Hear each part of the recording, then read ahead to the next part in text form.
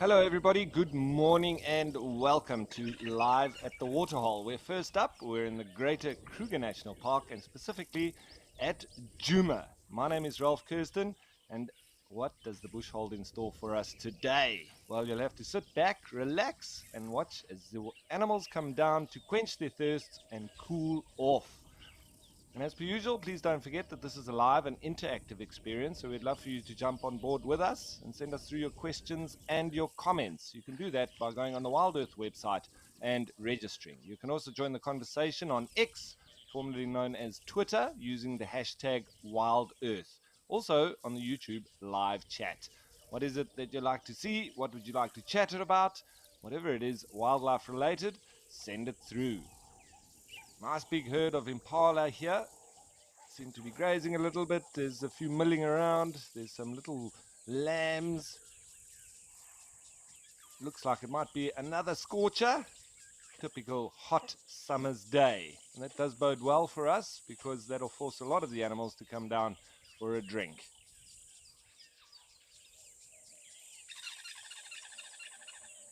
And speaking of the heat, I think it's time we go and have a look what the weather's going to be like across all the different locations.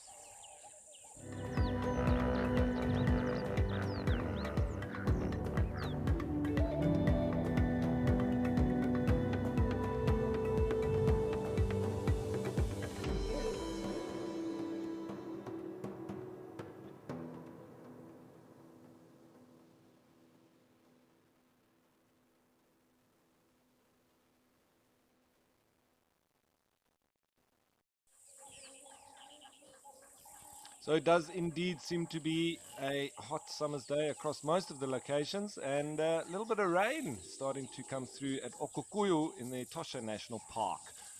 That does mean that the animals will start to disperse depending on how much rain there will be, however. So we'll just have to wait and see.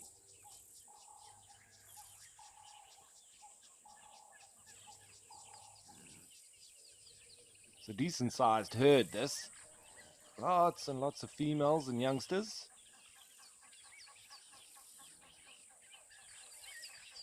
Yesterday, once again, as it got hot, there was a lot of elephant activity. It was just wonderful to watch. I'm thinking today might be quite similar.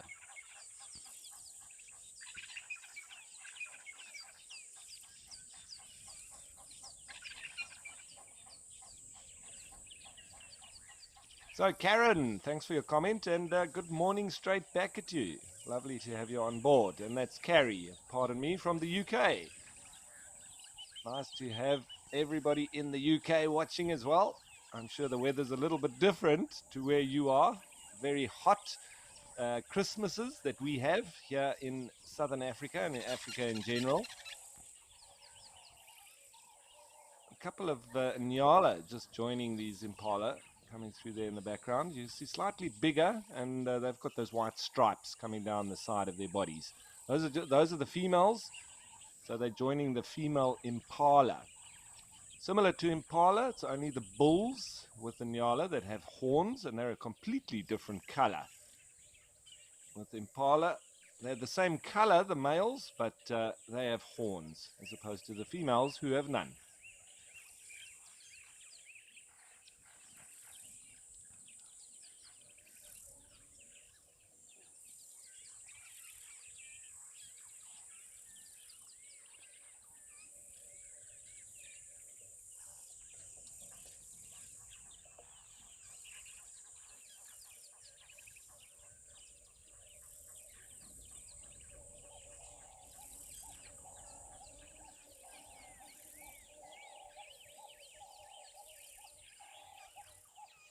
So Andrew asking a question about the females and the males, the horns, and which ones have horns, etc. So Andrew, it's generally the antelope that stay more so in the thickets, that only the males have horns.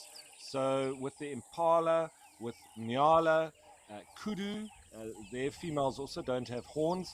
But then if we look at the likes of springbok, who stay out in the open in the plains, so the plains antelope, both male and female, have horns. Springbok, they're one of them. Both male and female have horns. If you look at blue wildebeest, also both male and female. Oryx or gemsbok, both male and female. And as I say, so it's more to do with the habitats that they prefer.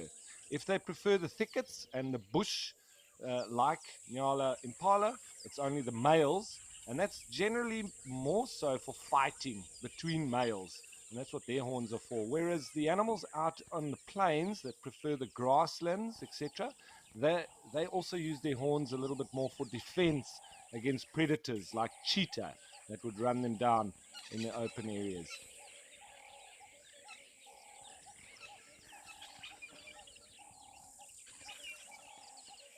Another one would be eland, the largest of all the antelope that we have. Also like it out in the open, and both male and female then have horns as well. Hartebeest, same thing, both male and female.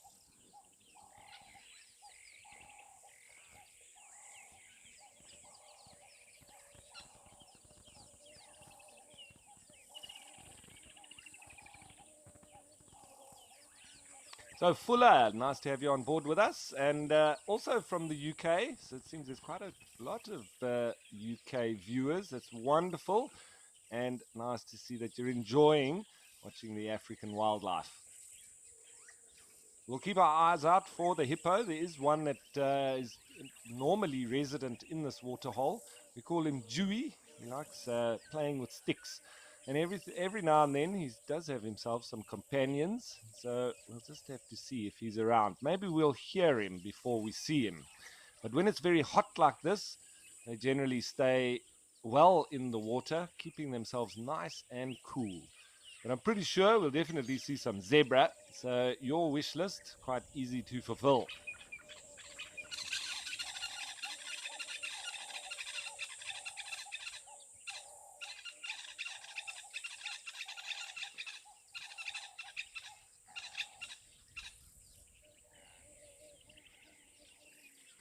Hello to you, Simpiwe. Nice to have you on board once again. And how's it? And you're in Cape Town. I'm not too far from you. I'm actually in Port Alfred, and obviously narrating on all of these waterholes remotely. What a wonderful concept that we can hop around to all of these different locations.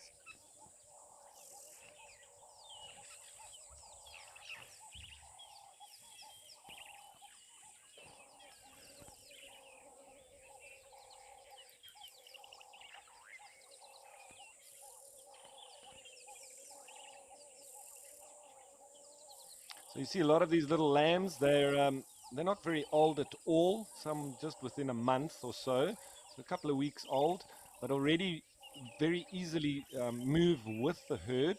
They can walk literally after an hour or so, um, and they do seem like they're on stilts. A little bit wobbly in the beginning, but it's very important that they get walking and running very fast. Otherwise, they will get taken out by predators very easily. But then sometimes they'll also be left in a kind of creche as the females leave all the babies together with a couple of babysitters. Some of the females might stay and just watch over them, and then they move off and graze and feed. And so we can often see just small groups of youngsters with a couple of females looking after all of them. But it wouldn't be all of those. The babies wouldn't be all from just those couple of females. It's as I say, they do make use of a creche type organization sometimes.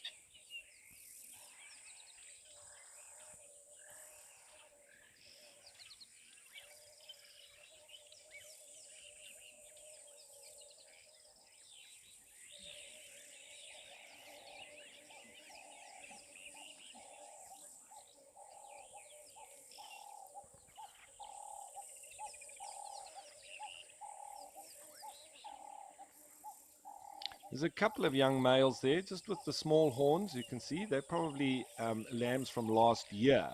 So that's now they're just starting to grow those horns out. Still got quite a way to go though.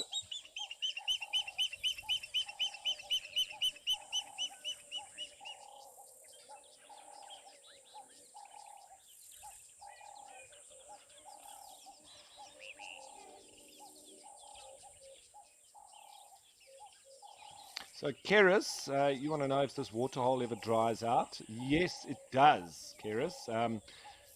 It was 2018, it was completely dry. when I was actually on site here at Juma as one of the naturalists for Safari Live. And so we used to walk in the areas now where we would have been underwater currently. So it's filled up in the last few years, which is wonderful to see. But it does have the potential for drying up completely, as it has. But now that it's nice and full, it's pretty awesome that the hippos have even come and made themselves resident. But at the stage that I was there, it wasn't possible for hippos to stay here. There was just a tiny little puddle of water.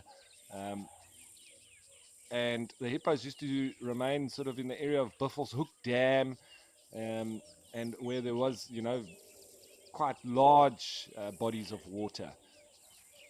But it's incredible how full it is now. It's the Mulwati River system, and it has been dammed up, but it is a natural water hole, this, which will fill up with the rain.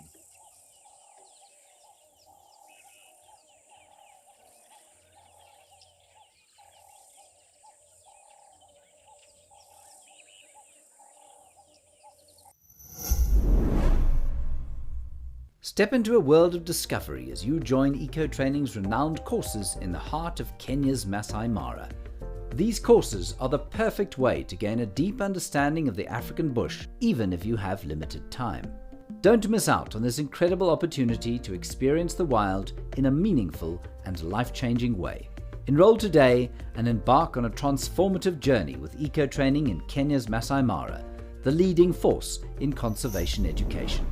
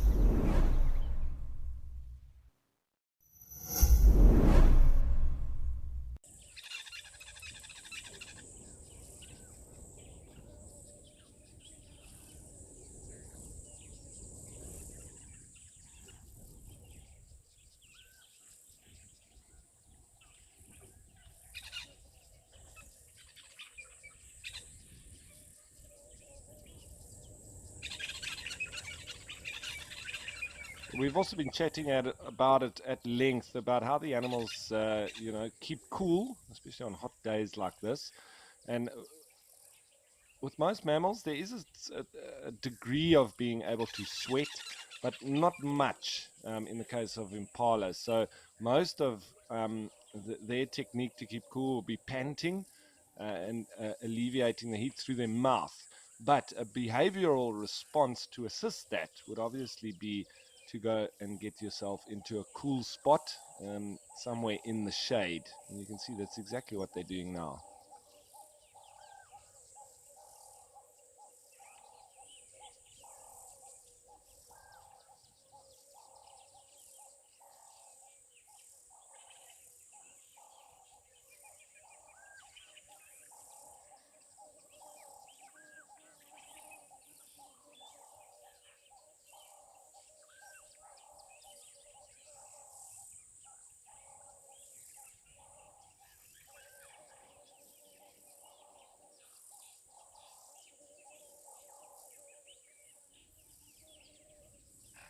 Now you can also understand why it's quite a good time for predators, especially the likes of leopard, with there being so many more little baby impalas around.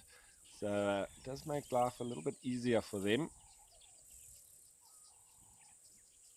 This is pretty much leopard central, one of the highest densities of leopard populations anywhere in the world.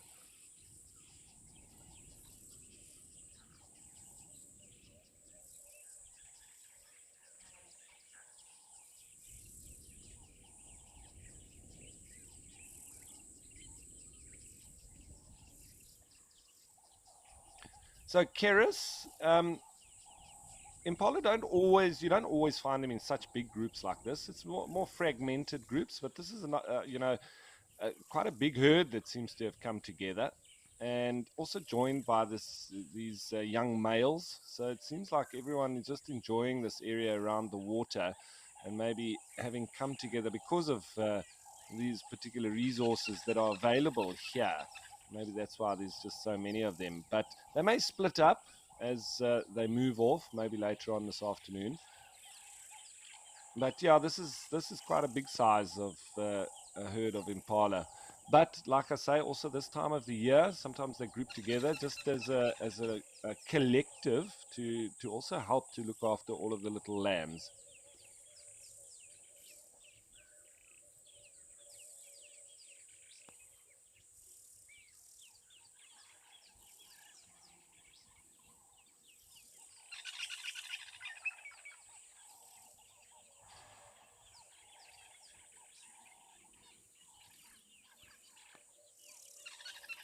Ah, Tapelo, you watching from Limpopo. Nice to have you on board with us, and thanks for your comment. I hope you enjoy the show.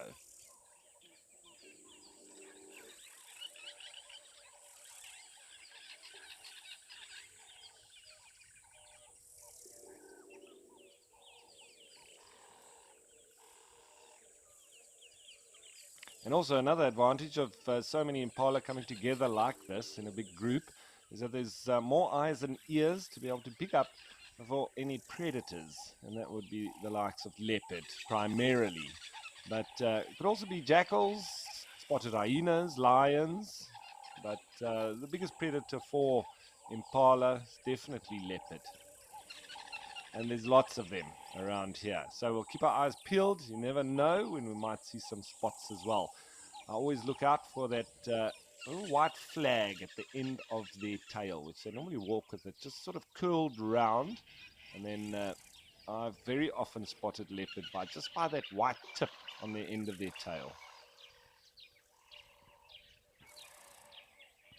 But this time of the day, we'd also just be checking in the trees, and you want to be looking for their legs hanging down as they're catching themselves a little snooze while they hang in the tree.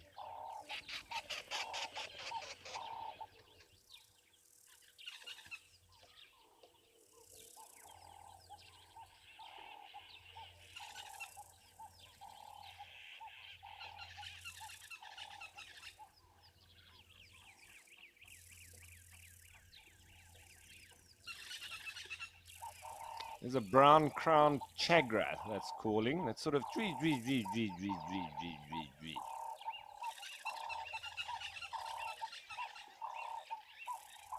And there's red-billed buffalo weavers and Neve's long-tailed starlings.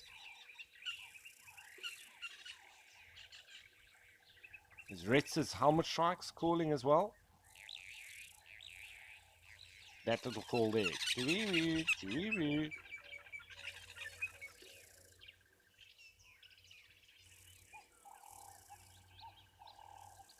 Yesterday we had southern ground hornbills here. They seem to like this area and foraging through this open sections. So who knows? Maybe we'll see them today as well.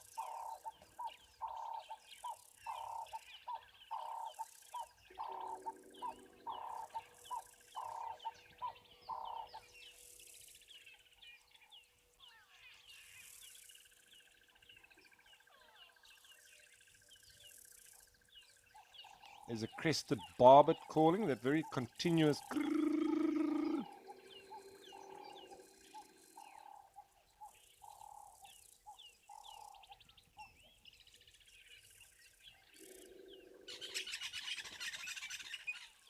All right, so lovely to start here with this lovely group of impala. We'll keep an eye on this space, but I think let's change of place. Let's head to the Madikwe Game Reserve in the Northwest Province and Jamala.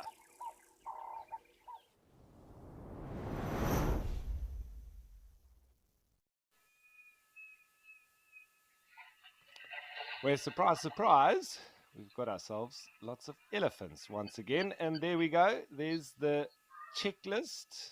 We've got some zebra. Nice group of them on the opposite bank, as well as buffalo bull, who seems to be wallowing in the water there. What we would term a dugger boy, an older bull that's been left behind by the herd. And so they generally spend lots of their time wallowing in the mud and cooling off. Mainly when we see these big adult elephants like this as well, it's the majority of just bull elephants. Sometimes all of them just bulls. We'll see some breeding heads coming through at some stage as well.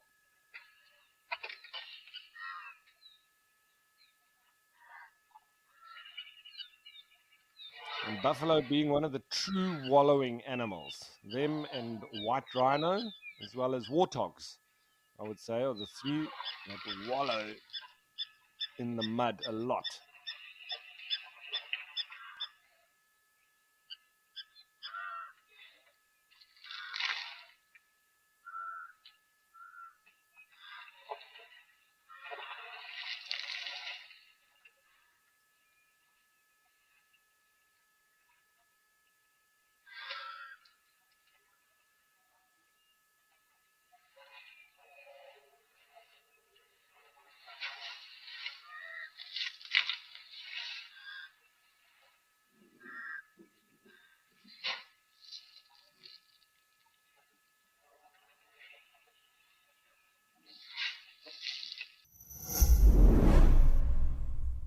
Whether you're a retiree, a recent graduate, or a professional seeking a change, the 55-day eco-training program is for you.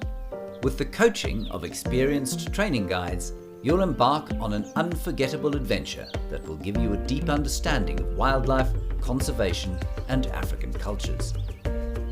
If you sign up locally or internationally using this promo code, you'll receive 2,000 Rand off.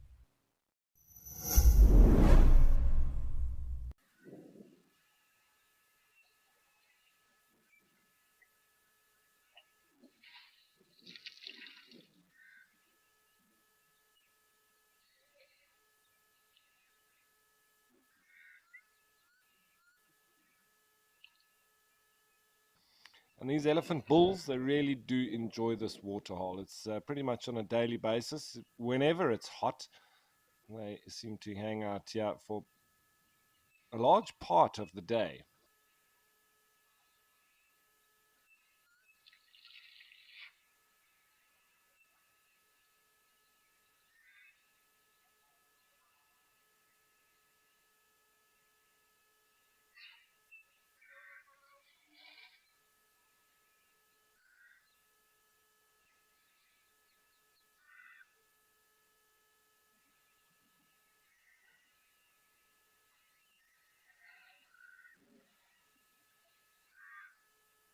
Without even knowing how hot it is, temperature wise, we could use the ear flap barometer of the elephants. You just watch how much they flap their ears, and from that, it's an excellent indication of how hot it is.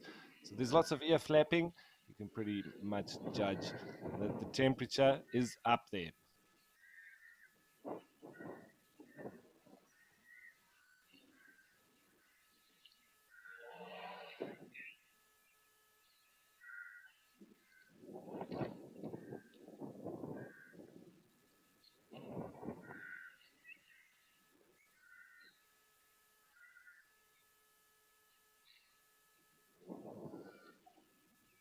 Quite a bit of tactile communication going on there. You just look on the left, that one has got his trunk hanging over the ear flap of that other individual, and just feeling, probing, communicating as well.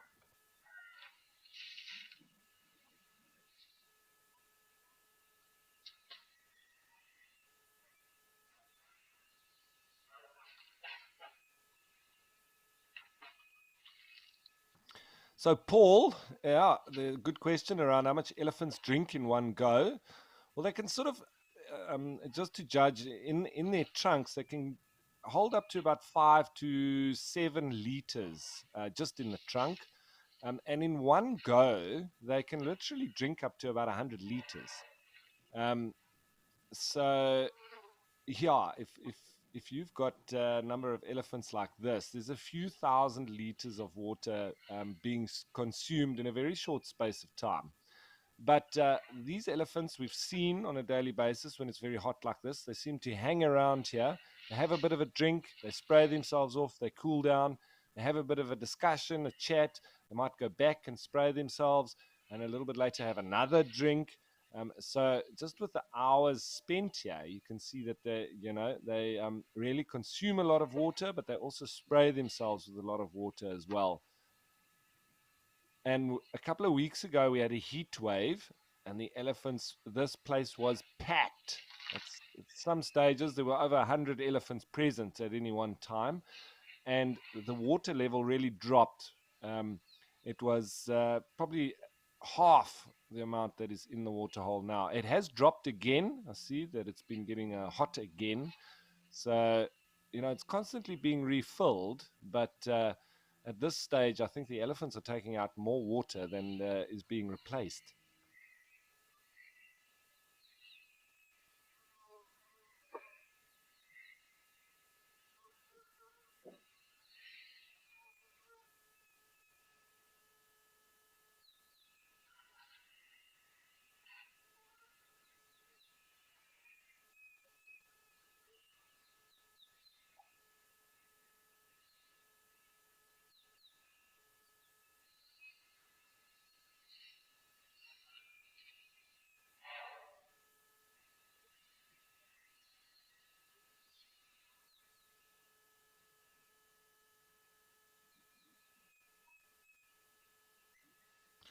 So, gift. Asking if there's any crocodiles in these waterholes. Gift, not in this one. But there are crocodiles in Madikwe, and you'll see, well, if we're lucky, when we go across to Africam Tau a little bit later on, which is further up north in the Madikwe Game Reserve, there's, I think it's 5 adult crocodiles in that relatively shallow water hole. For the last few days, we haven't seen any of them, but we have had some lovely sightings of them at that water hole. However, as I say, this one, I wouldn't be able to tell you 100%. I still wouldn't go swimming in this waterhole because you never know maybe there is a crocodile hiding. But I haven't seen any, and I'm pretty sure that they're absent in this waterhole, but definitely at Tau.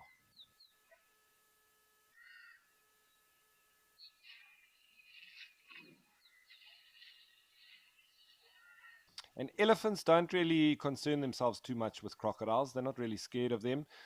Sometimes you can have big crocodiles taking, little calves or the elephant calves, grabbing them by their trunk, and sometimes even ripping their trunk off, or piece of it. Um, but in general, the crocodiles pretty much leave the elephants alone. I think they understand that if they get got by an elephant, I think it could be bad news for them. So even at Tau, they don't seem to worry, and the elephants go right into the water. They wallow in the mud and they feed on the water grass, etc., in that water hole. But the other animals, they're a little bit more nervous of going anywhere near the water, especially the likes of impala. They sort of almost stand as far away from the water as possible and just quickly drink and then move away. They do understand the dangers of crocodiles, that's for sure.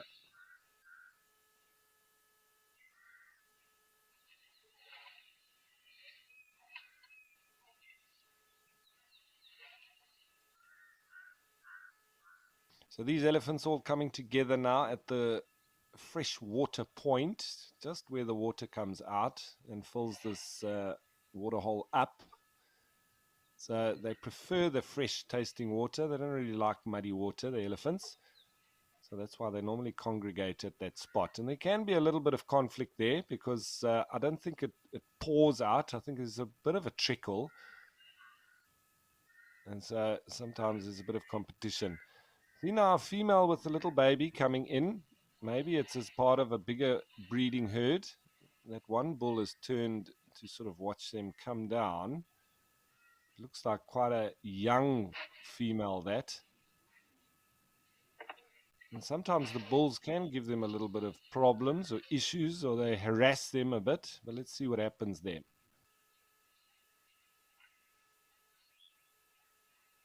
See that baby immediately starting to throw its trunk around. Not exactly under control, is it?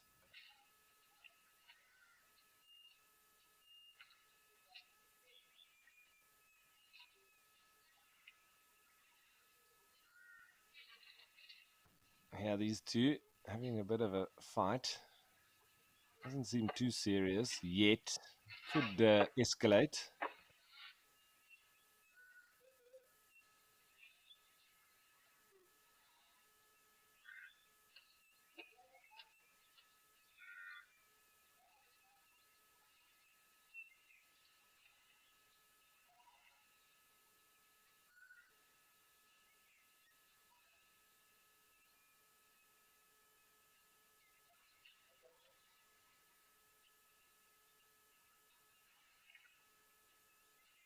So I mean, that young female with that little baby, they came down in a hurry. I think maybe they were pretty parched, very hot, maybe quite thirsty.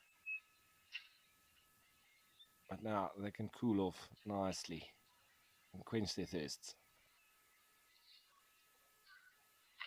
There we go, the little one, and start rolling around in the mud.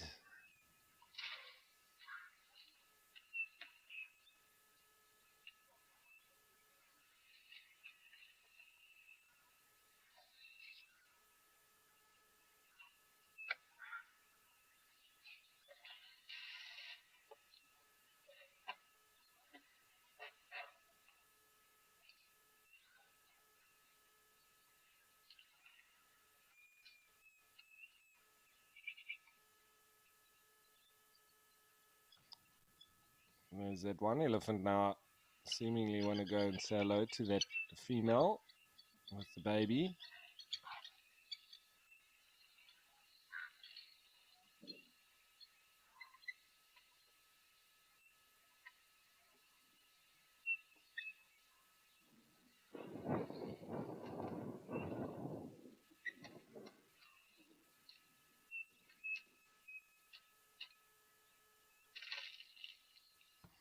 So Simpiwe, you want to know how much elephants need to eat to sustain themselves? Well, Simpiwe, it all depends on the quality of the feed that they're getting, and that's available. But they can eat anything between 20 and 50 kilograms of vegetable matter a day. So, and they do need this amount, but it's all in accordance with the quality of the feed, as I say. So, for instance, if we talk about maybe the elephants down in the Eastern Cape, in the Cape Floral Kingdom, they've got a wonderful range of different plants that they have access to. They maybe potentially don't need to feed or eat as much or get as much intake with the rich quality feed that they have there. Whereas here, um, now it's a little bit better, but obviously in the winter months there would have been, not that much available. A lot of the plants are deciduous. Um, they're losing a lot of their leaves in winter, and then the elephants need to almost start going for the inner cambium, the bark of a lot of trees, as well as roots, and really going in search of specific plants. And they can't just sort of walk around and feed on whatever's in front of them because there's not much available, really. So now it's probably a little bit better, and maybe they don't need to, walk as far to get as good quality feed, but they almost need to constantly feed. So it's only this time of the day when it's really hot that you'll find the elephants milling around the waterhole. Um, in an attempt to keep cool and obviously keep themselves well hydrated as well. But as it heads a little bit later, it starts cooling off. The elephants would then leave this area and go and get the calorie intake that they require. They wouldn't be able to leave it for even a day. And they could be, running short on energy and the fuel that is required to move these massive bodies around. So they're almost just in between having no energy and just having enough all the time. So even the trek that it takes them to get to these water points, they need to then refuel themselves to be able to move on and go and get more to the feeding grounds once again. So this is also one of the reasons why the breeding herds, they don't really spend too much time at the waterhole, except when it's extremely hot. Then they'll stay here longer. It's also because there's lots of these bulls around that can be a bit boisterous, and so the youngsters have potential for being injured around them. So the females don't like hanging around when there are so many bulls. But with those little babies as well, the females need to constantly feed to get calories and energy, not only for themselves, but for the milk production that they need to, give the babies energy as well. So they've got a lot more on their minds, and that's why you don't really see them having as much fun here as you might see the bulls partaking in, and they then head back and get the security and the insurance of being around good feed.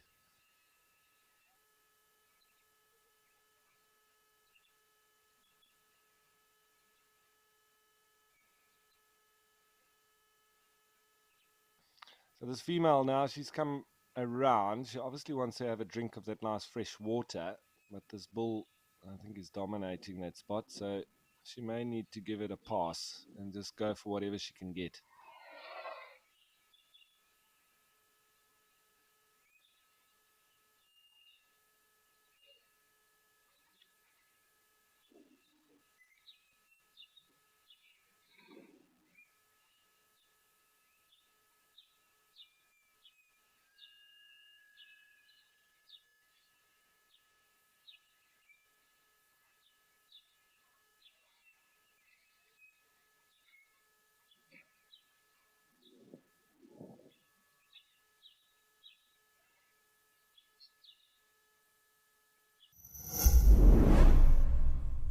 Are you in search of a unique, unforgettable adventure in the wild? Imagine living with the animals you see on TV while getting an inside look at how a live safari TV show operates. We're thrilled to offer this experience through our 7, 14 and 28-day EcoCam experiences. To book your spot, visit wildearth.tv/EcoCam. Come and join us for the bush experience of a lifetime.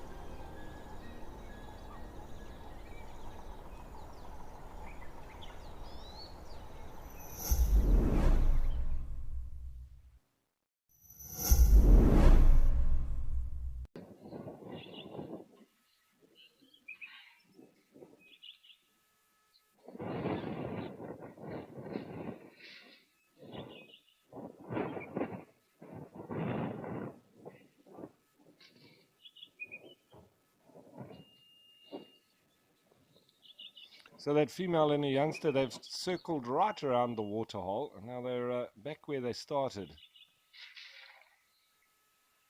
Looks like they might be having a drink from mum.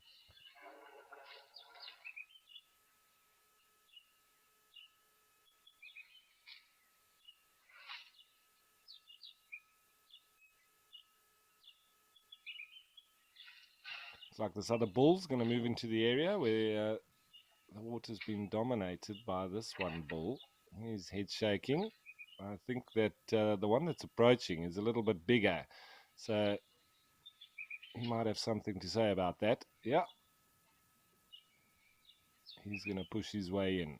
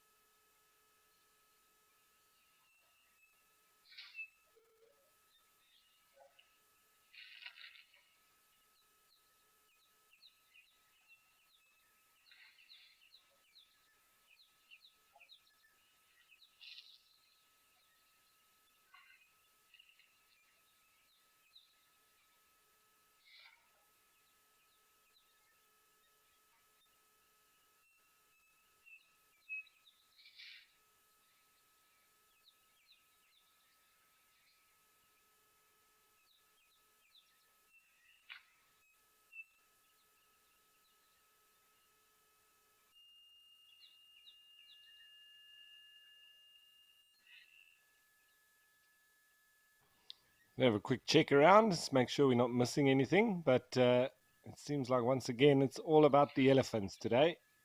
Generally, at this time of the day, it's what you would expect, especially when it's nice and hot.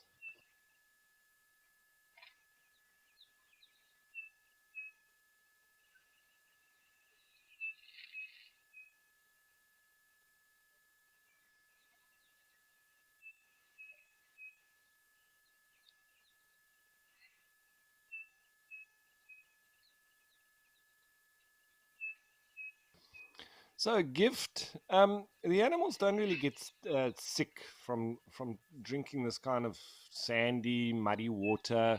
They can get sick from certain waters if it becomes stagnant, and very often, I mean, some get, especially in the Kruger, when it's very dry, they can even get anthrax from some of the water holes. So there are some diseases that they can get from the water. But in this case, this water, it's a bit muddied, but I think they'll just pass that sand together with their, when they defecate, and I think because it's just suspended soil, really. So they probably just pass that, and it's nothing untoward. It won't really make them sick, and they're pretty used to it. I mean, they from birth they would start to be exposed to this kind of water, so it's not really a problem for the animals at all. Um, yeah, as I say, I mean, it's just suspended solids in the water that they can pass through their digestive tract anyway.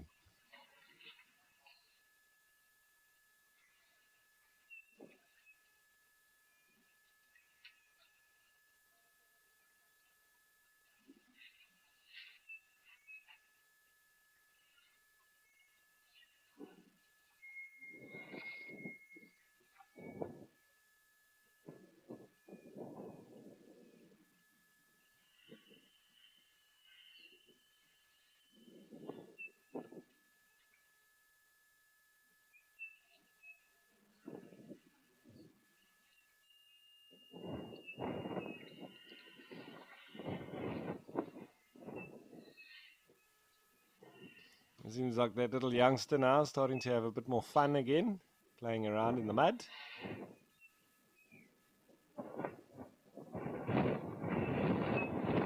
There's a slippy slide there. I think it's enjoying the mud.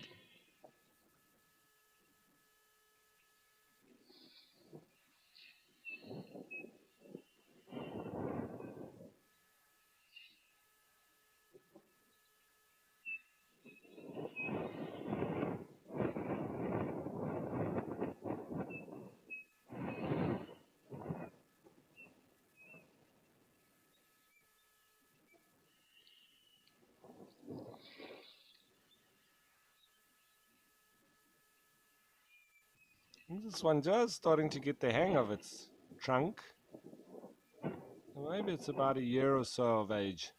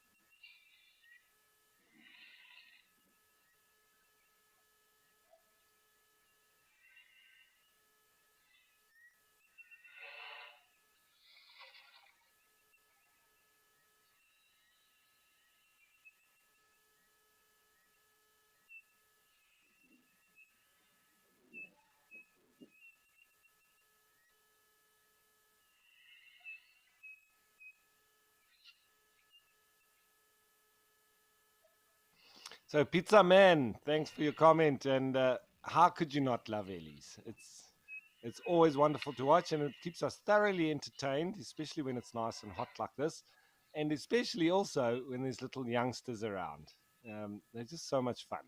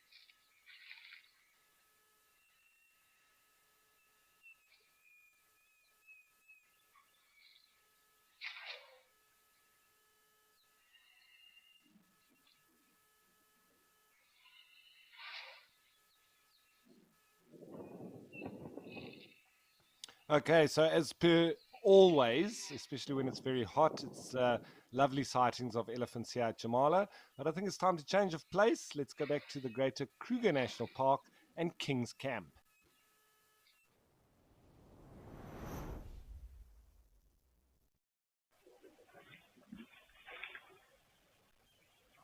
where we've got another group of elephants that have come through for a drink. Lovely.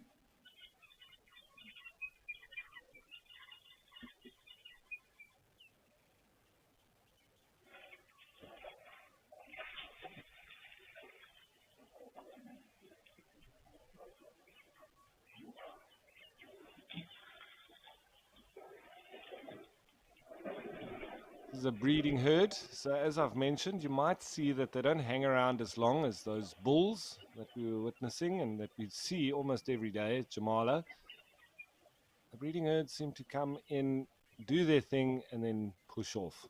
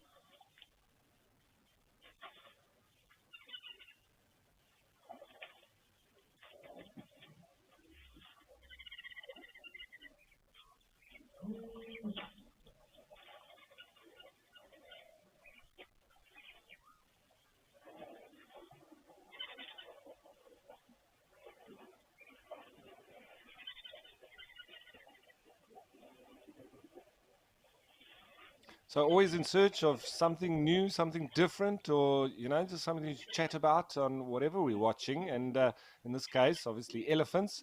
And over the last little while, I've been delving into all sorts of different topics.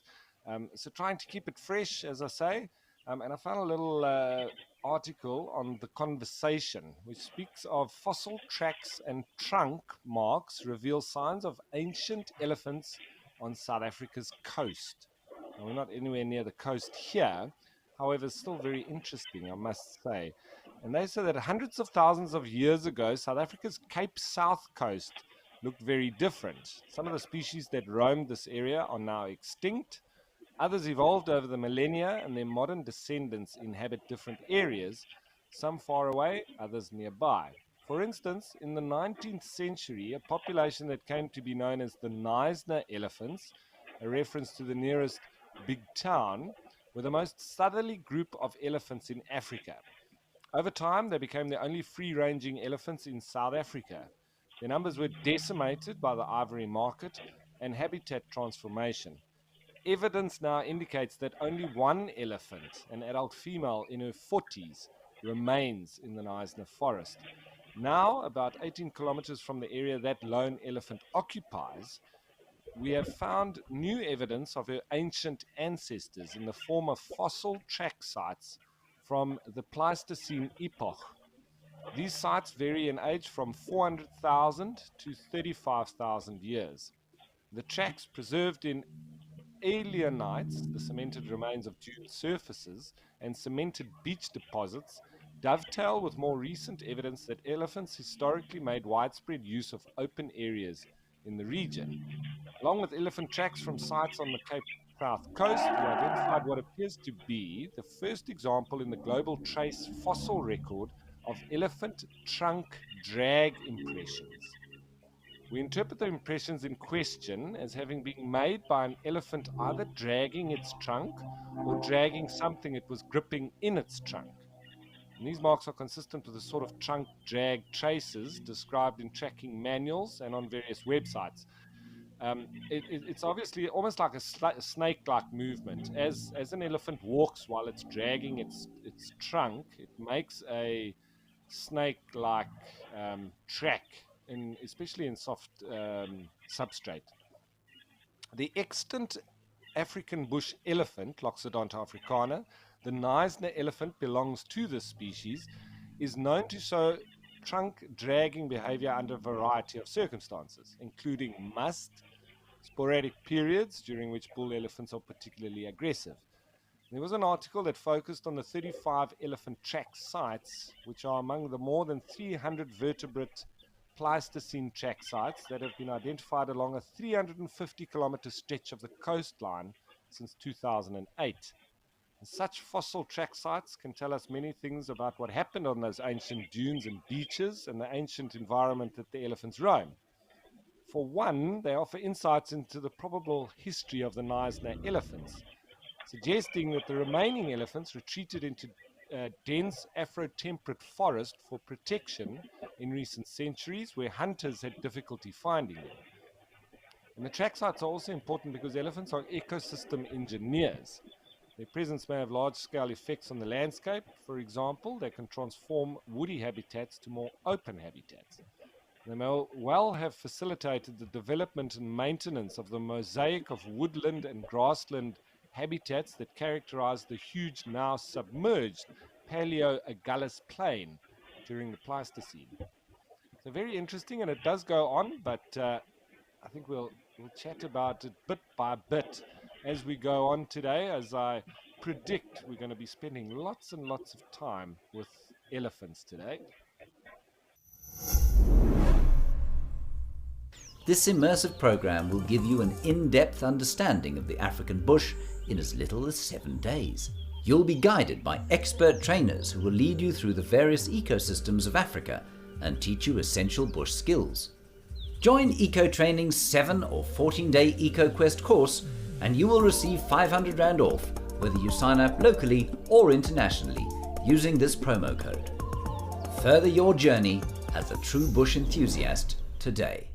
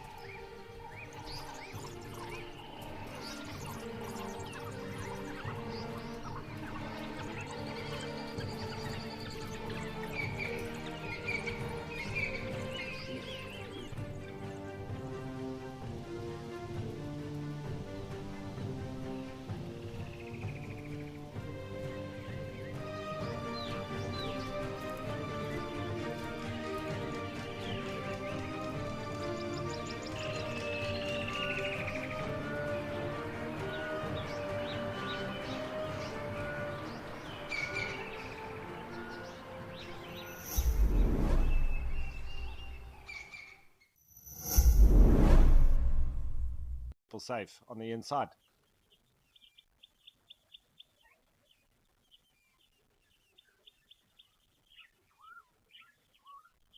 And so if you're wondering, those would be electric fence, and it's normally very high voltage but very low amperage, so that it if an elephant touches it, it will literally just knock it backwards and obviously give it a massive fright as well. So, but that's the idea with these electric fences, mainly to keep the likes of elephant out, and so that people can wander around the area around the lodge relatively safely.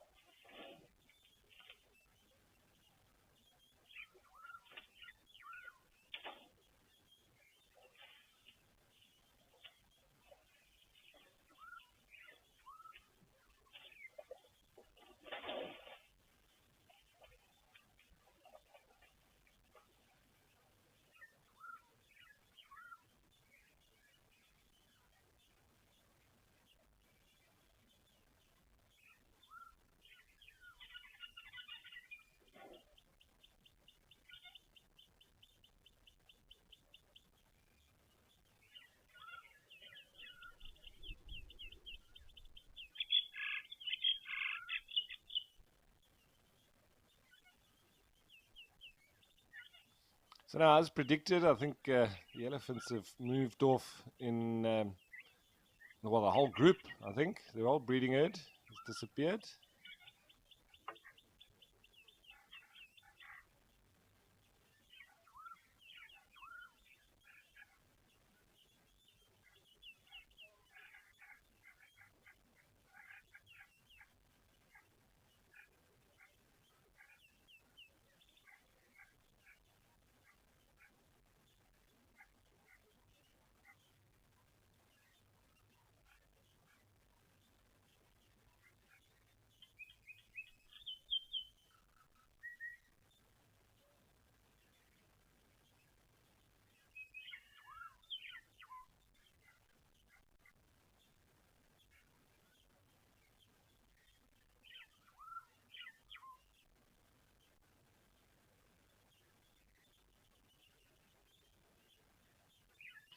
Okay, I think now that the elephants have moved off, I think we'll do the same and we'll head back to Jamala.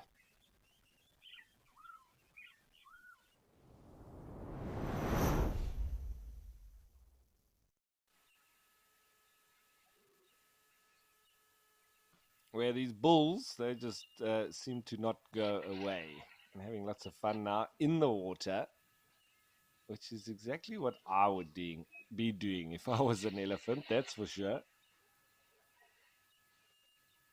And so I think we can continue on the conversation around the elephant fossils found down the Cape Coast. Fossil elephant tracks can take on a number of forms. Sometimes they're familiar depressions, sometimes they appear as natural casts, representing the layer that filled in the tracks and so protruding down from the ceilings of overhangs. They can also be seen in profile in cliff outcrops. Elephant tracks, predictably given the animal's size, often deform underlying layers. Sometimes, when these tracks can be discerned in profile in multiple successive layers, conclusions can be drawn about repeated use of an area over time. In some cases, elephant tracks on beaches were precursors for the formation of potholes, not the potholes that we get around South Africa on the roads, the actual potholes where the name comes from. In places, they have been eroded into bizarre shapes, which beach hikers admire and pass by without knowing their intriguing origins. Analogies can be drawn between Pleistocene elephant tracks and Mesozoic dinosaur tracks. In both scenarios, they were the largest tracks of their time, made by the heaviest creatures.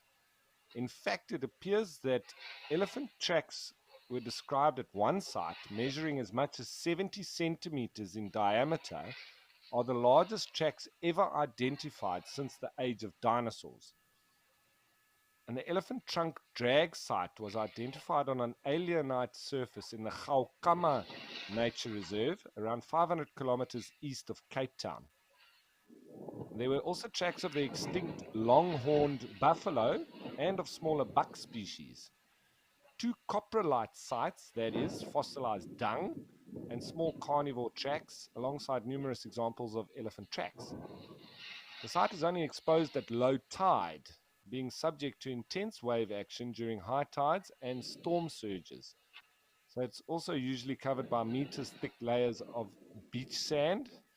So quite fortunate to find during a rare occasion in which these tracks are actually exposed. But mostly it seems the scientists were actually snorkeling to go and check these elephant tracks under the water, which I find intriguing. So here at this specific site, beside an elephant trackway comprising 13 tracks, which traversed the cemented dune slope, they encountered a serpentine sequence of two long, slightly curved groove features with an outward convexity, one on each side of the trackway.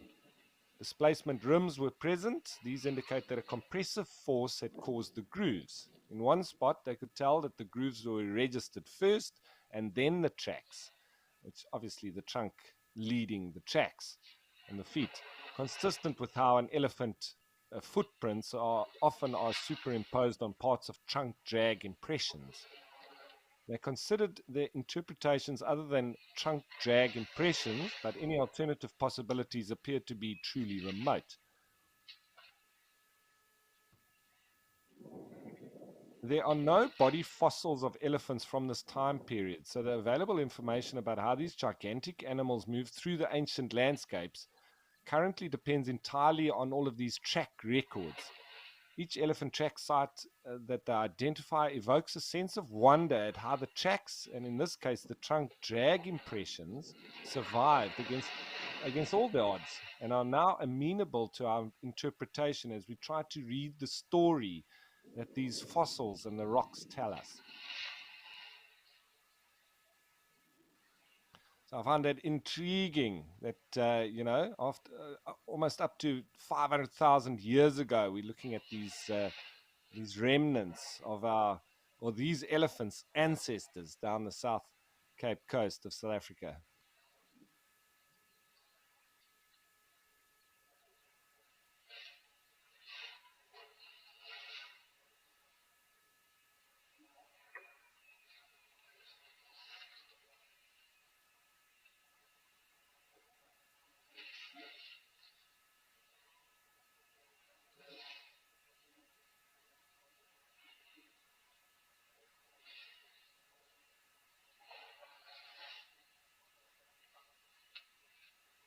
So, Wally, through my research and so on, it seems like um, that the population of African elephants dropped as low as 300,000.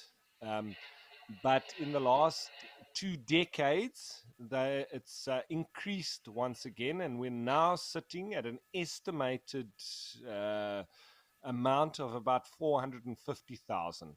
So we've sort of at least gone on back on an upward curve, and we have seen an increase in protected areas in the last couple of decades as well. So I think at the height of the ivory trade was when things really took that, the elephants took the biggest knock. Now that we've stemmed that, specifically in southern Africa as well as East Africa, mostly, um, and with an increase in some of these wilderness or conservation areas, some of the rehabilitation of farmlands back into wildlife areas, we've now had this increase of the elephants once again. So, as well as the stopping of culling in the Kruger National Park and the likes, we've seen a real increase once more. So, it's positive news, but I think there's still a lot to be done.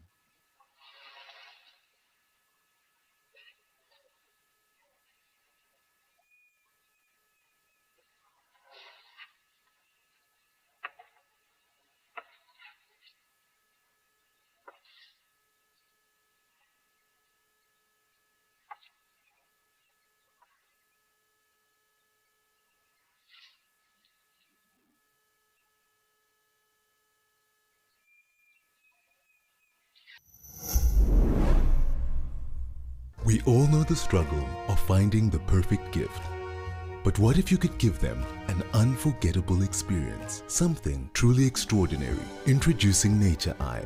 Fly a real drone remotely at iconic locations, witnessing the beauty of nature like never before. Sign up to be an explorer and you could win one of these experiences yourself. Visit natureeye.com today.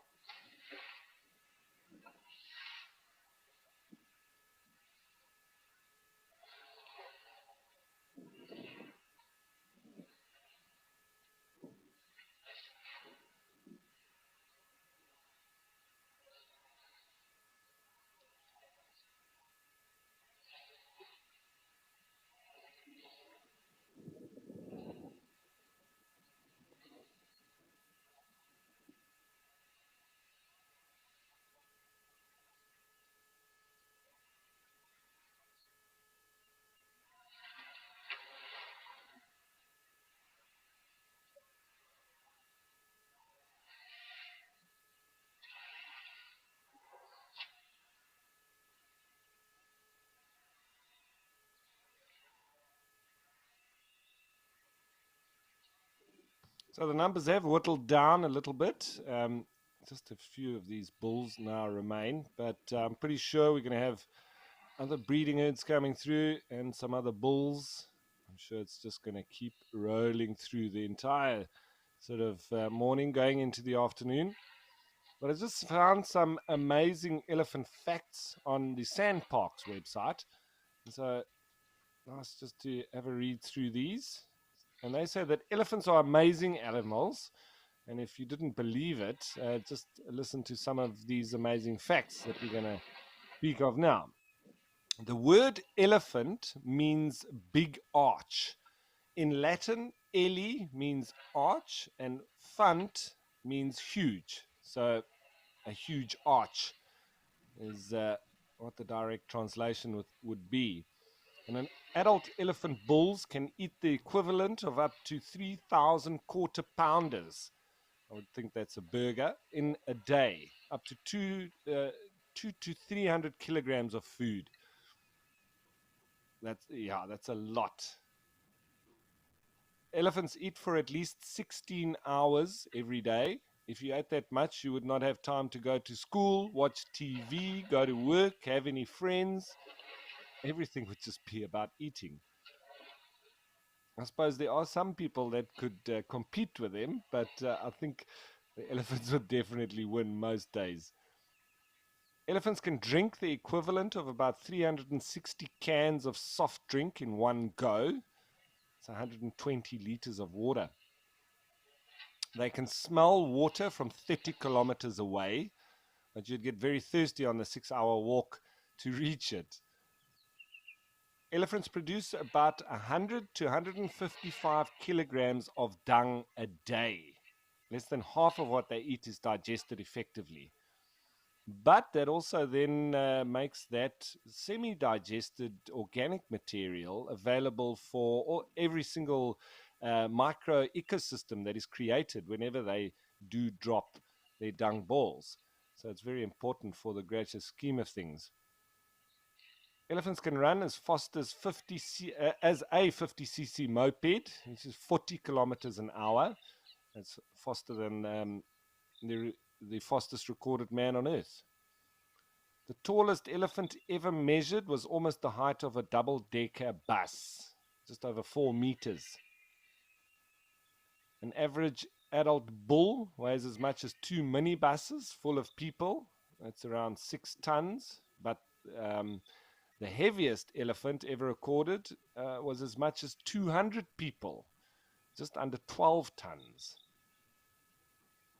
A newborn baby elephant weighs as much as 2 adult women, 120 kilograms, or one prop rugby player. The baby elephants cannot use their trunk effectively until they're about 1 year old. The longest tusk ever recorded was the length of a small car, 3.5 meters. The heaviest tusk ever recorded weighed more than a well-built front row rugby player, almost 120 kilograms, one tusk. Elephants can be right or left tusked, just like we are right or left-handed. An elephant's tail can be the height of a small human, 1.5 meters, just the length of the tail. An elephant's brain weighs about 4 times a human's brain, up to 5.5 kilograms. It's the biggest brain of any land mammal.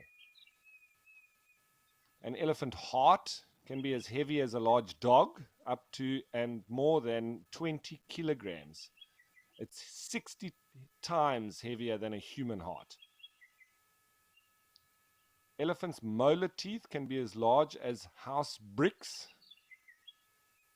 Elephants have the largest ears of any animal in the world. Elephants can make sounds so deep they are 2 octaves below the lowest sound we are able to hear as humans. Elephants can communicate with each other over a distance of 10 kilometers or more, and there is some evidence to make us believe that through seismic activity they can actually communicate up to 100 kilometers, if not more.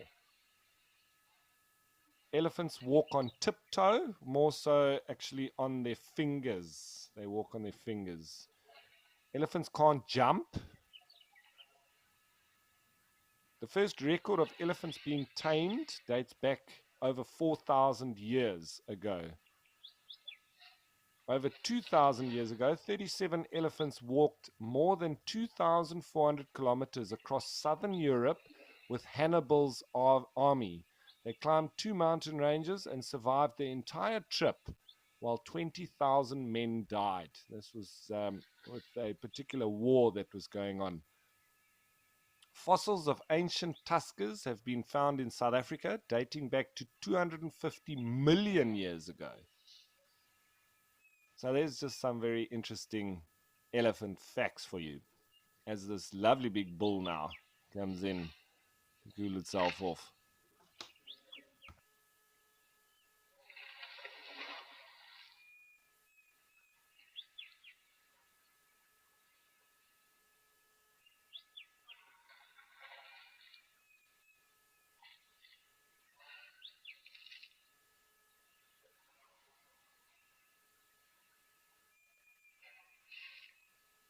You can just see the sheer size of this individual that's coming. I think he'll definitely be commanding respect. He does seem to have a little bit of a funny end to the tip of his trunk. You see that? I wonder if it's a deformity or if he's had an injury or something there. It looks a bit strange, don't you think?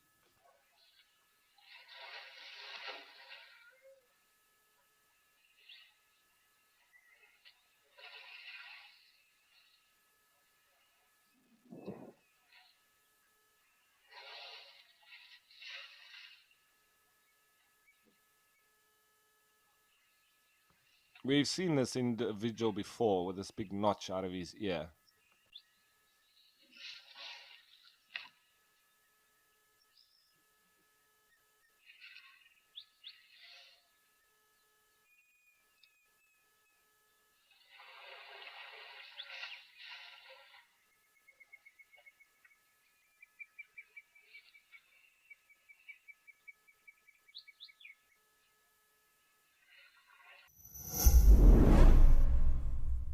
Eco Training's professional field guide course can make your dreams a reality.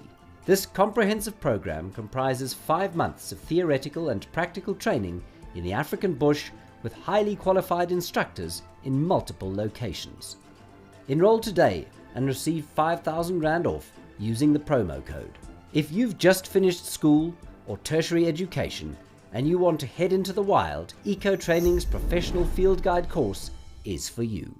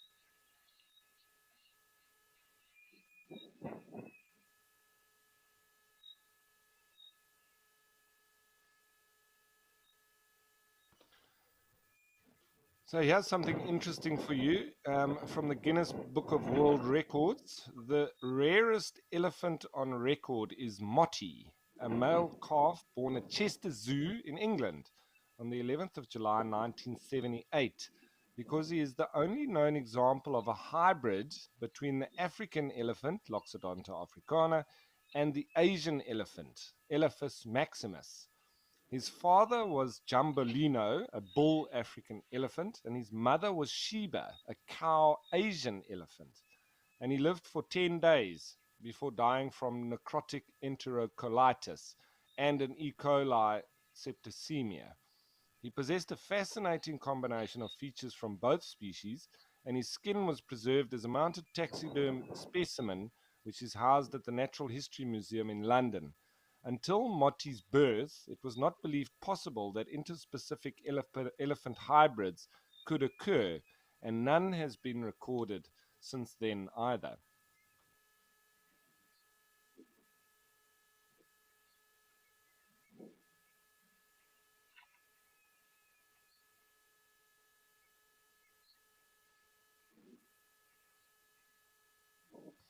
Alrighty, so it is time for us to also access the Africam waterholes, and then we'll have a whole range of other locations to pop around to. Obviously, we'll still keep the most activity in mind, but it is time for that.